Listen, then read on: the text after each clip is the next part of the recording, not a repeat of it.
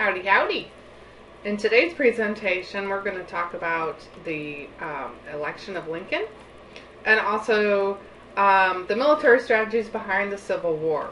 And I was going to have my dog Kaya help me out today, but she won't come out now because my boys are arguing about who's going to take the recycling out to the curb. So we'll have to do it on our own. Here we go. This presentation is called The Foundations of War, and it's Chapter 6, Section 4, and Chapter 7, Sections 1, 2, and 3. Our objectives are Goal 3, Objective 1, evaluate the turning points of the Civil War, and Goal 3, Objective 5, evaluate how the Civil War tested the federal government. Our essential questions are: how did the Union finally collapse into a civil war? How did each side's resources and strategies affect the early battles of the war? And how did the Emancipation Proclamation affect the course of the war? The American Civil War is truly triggered by the election of 1860. There were 4 candidates running in this race.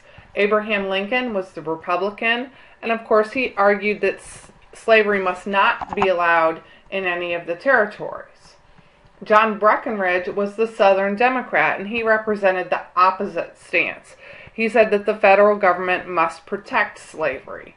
Stephen Douglas was the Northern Democrat. He argued that popular sovereignty should decide the issue of slavery in the territories when they become states.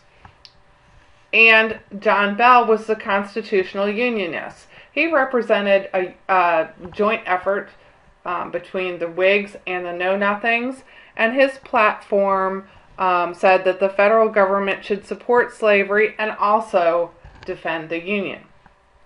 Of course, Abraham Lincoln wins this election, and with his election, the southern states, the lower states, secede. That means they withdraw from the Union.